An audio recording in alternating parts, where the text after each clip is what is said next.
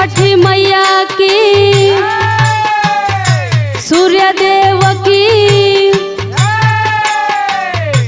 हे छठी माई, तोहसे यह विनती बा हे माई, हमर सजनवा जैसे हमके छोड़ के चल गईले, जैसे जोगी बन गईले, वैसे हमरे पास लौट के आ जा हे माई।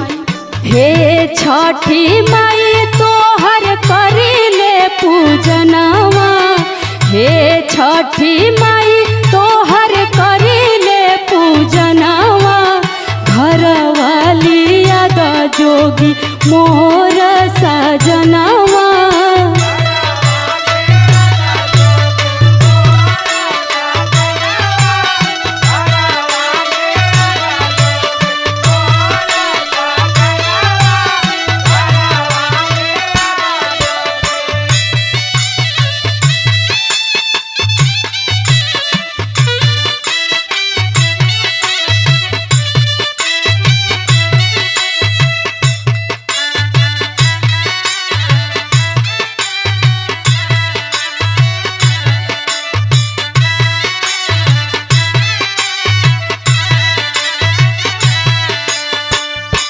हे छठी माई, जब से हमके गौना करा के लेके अइले, तब से ना जाने कौन हम कसूर कैले रहनी है माई, हमर सजनवा हमसे दूर हो गईले हे माई।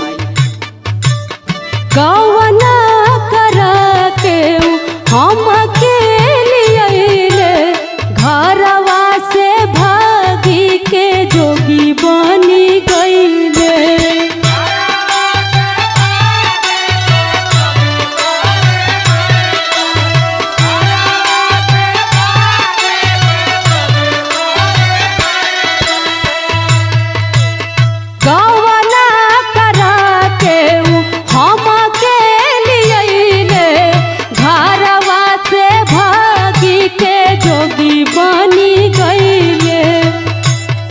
छठी माई, आपसे यह मांगतनी है माई, हमार सजनवा हमरे पास आ जा है माई।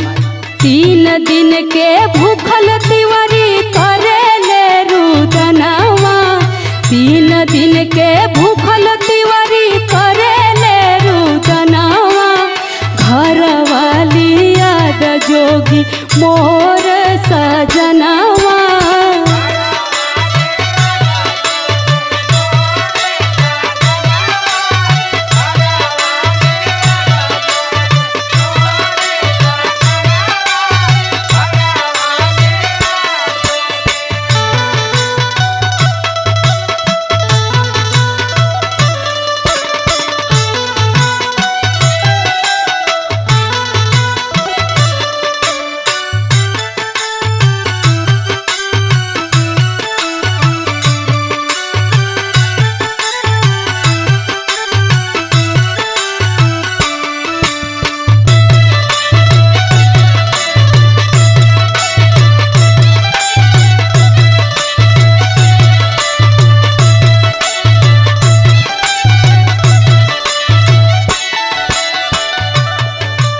माई, सुनी लत कि तू सबकर अरमान पूरा करेलू, एगो हमरो अरमान पूरा कर दे हे माई, तोहसे हाथ जोड़ के यह नुहोरा बाए माई।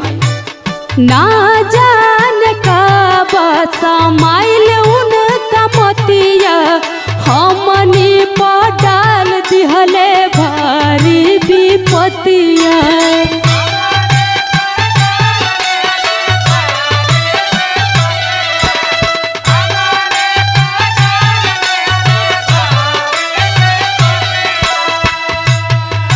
आखिर काहे माई, आखिर हमरे सजनवा के मती में का हो गई, उनके हमरे पास कर दा है माई।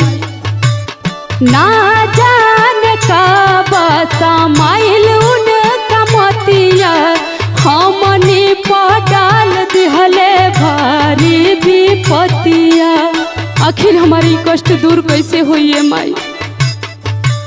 ममता के परमोद हउवे परनवा, ममता के परमोद हउवे परनवा, घरवाली याद जोगी मोरे सजनवा।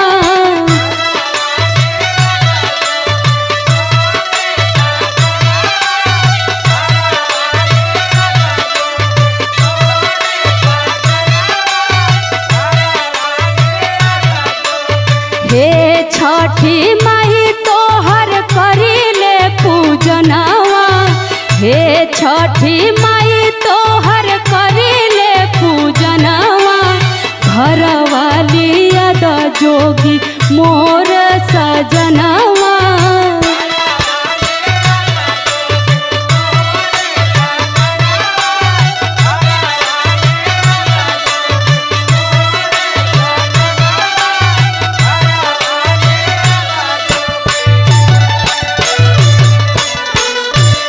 हे छठी माई हमार विनती सुन ला, न तो यही घाट पे हम जान दे दे।